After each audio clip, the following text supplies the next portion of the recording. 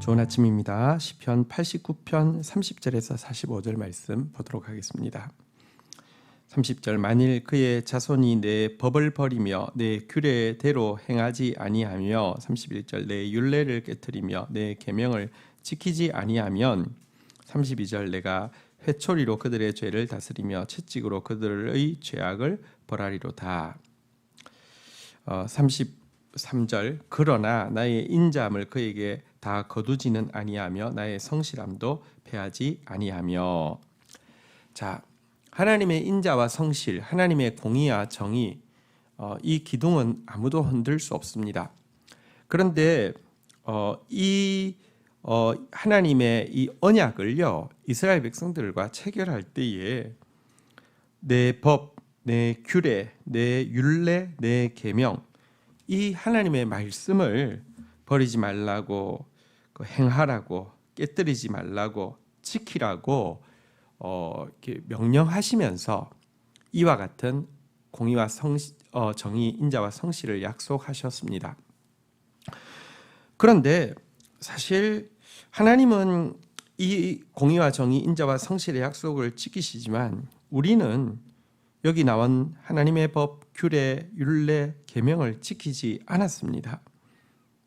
그래서 사실 하나님도 우리를 향한 이 언약, 나는 너에게 공의와 정의를 또 인자와 성실을 베풀리라는 이 언약을 지킬 의무가 없습니다. 그런데요, 여러분, 하나님 자체가 워낙에 인자와 성실이 몸에 배신 분이시고요, 공의와 정의가 그에게 사라질 수 없는 것이기 때문에 우리가 이 하나님의 명령을 어김에도 불구하고 하나님께서 당신의 인자와 당신의 성실을 다 거두지 않고 패하지 않는다라고 이야기하고 있습니다. 자, 34절 한번 볼까요? 내 언약을 깨뜨리지 아니하며 내 입술에서 낸 것은 변하지 아니하리로다. 35절 내가 나의 거룩함으로 한번 맹세하였은즉 다윗에게 거짓말을 하지 아니할 것이라. 여러분, 하나님이 우리가 당신의 언약을 지키는 것을 거절했고 스스로 파기시켰고 언약을 뒤로 던져버렸음에도 불구하고 언약을 깨뜨리지 아니하십니다. 하나님은 하나님의 입술에서 낸 이 언약을 변하지 아니하십니다. 왜냐고 하면 하나님은 맹세하셨거든요. 당신의 거룩함을 두고 맹세하셨거든요. 그래서 절대로 변개하실 수 없고요, 거짓말하실 수 없기 때문입니다.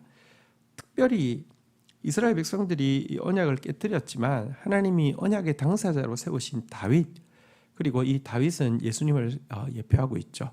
다윗은, 그리고 사실은 예수님은 이 언약의 체결자이신 이 예수님은 하나님과의 언약에 끝까지 당신도 성실하셨고 당신도 이 정말 공의와 정의와 인자와 성실을 살아내셨기 때문에 그를 보고 하신 맹세가 우리의 거짓됨이나 우리의 이 불성실함으로 말미암아 깨어지지 않게 하신다는 것입니다. 그래서 이 예수 그리스도를 통하여서 36절에 보니까요, 그의 후손이 장구하고 그의 왕위는 해같이 내 앞에서 항상 있으며 35절, 37절 또 궁창의 확실한 증인인 달과 같이 영원히 견고하게 되리라. 그래서 이 예수에게 속한 자, 다윗에게 속한 자가 장구하고 그 왕위가 해같이 빛날 것이고 그 달처럼 또 견고하게 될 것이다, 이렇게 약속하고 있습니다. 이것이 우리의 안정감의 근거입니다.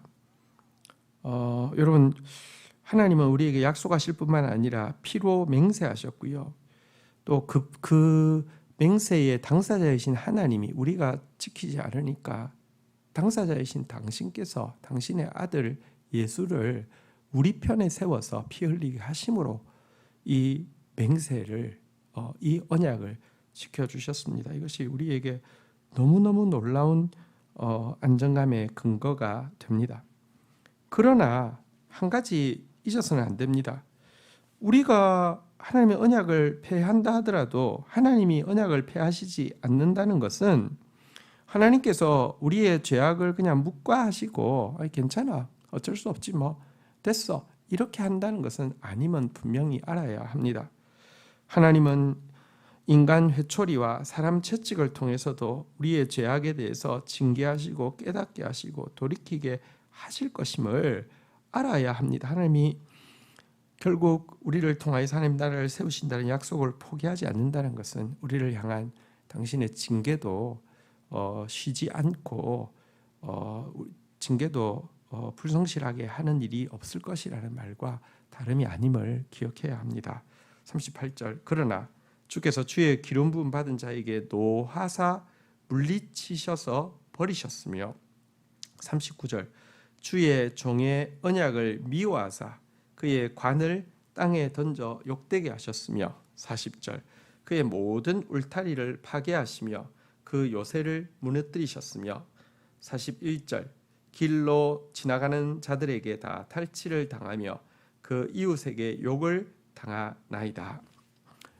하나님의 백성들이 하나님의 법을 버리고 규례를 행하지 아니하고 율례를 깨뜨리고 계명을 지키지 않자 어떤 일이 일어났는지를 잘 보여주고 있습니다. 하나님이 주신 약속과는 정반대되는 현상이 일어나게 되는 것입니다. 다윗의 후손들을 진노하여 물리치심이 정말 하나님께 버림받은 것 같이 되게 하셨다, 이렇게 이야기하고 있습니다. 이제 하나님께서 마치 그들과 맺은 언약을 미워하시는 것처럼 그들의 머리에서 왕관을 땅에 던져 욕되게 하셨다라고 이야기하고 있고요.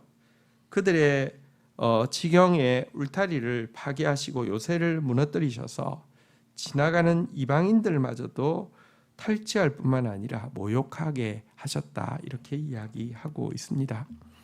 우리가 하나님의 자녀되고 하나님 나라의 약속을 받고 이 나라를 확장을 하는, 온 세계 가운데 확장하는 이 특권을 부여받은 것이 큰 만큼 하나님의 징계도 굉장히 두렵다는 사실을 우리는 잊어서는 안 됩니다. 42절 주께서 그의 대적들의 오른손을 높이시고 그들의 모든 원수들은 기뻐하셨으나 43절 그의 칼날은 둔하게 하사 그가 전장에서 더 이상 버티지 못하게 하셨으며 44절 그의 영광은 그치게 하시고 그의 왕위를 땅에 엎으셨으며 45절 그의 젊은 날들은 짧게 하시고 그를 수치로 덮으셨나이다.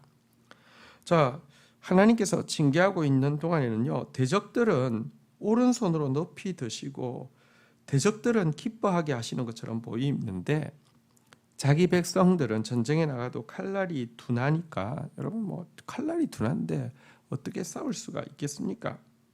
영광이 거치고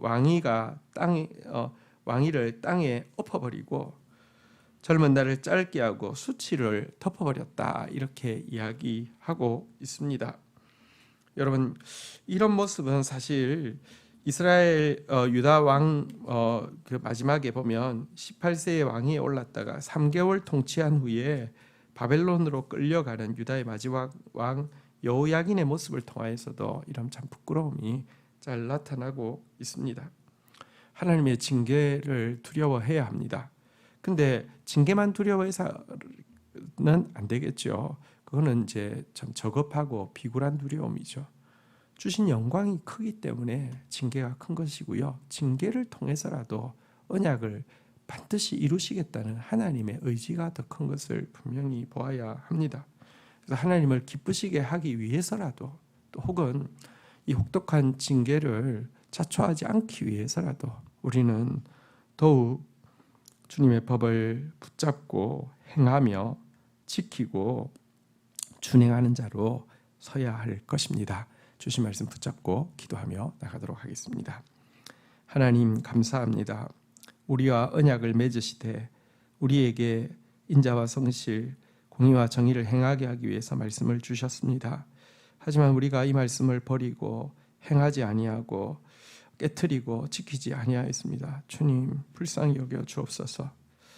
그렇지만 주님 그럼에도 불구하고 다윗과 맹세하신 것, 예수 그리스도를 통해서 하신 이 거룩한 맹세를 지키시고 결단코 우리를 향한 당신의 언약을 깨뜨리시지 않으심을 인하여서 감사합니다.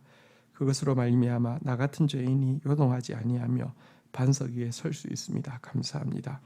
그러나 주님, 우리가 하나님의 말씀 지키지 않는 것이 얼마나 큰 징계를 불러오는지, 얼마나 하나님의 마음을 아프게 하는 것인지 잊지 않게 하여 주옵소서. 우리를 얼마나 비참하게 만들고 수치스럽게 만드는 것인지 직시하게 하여 주옵소서.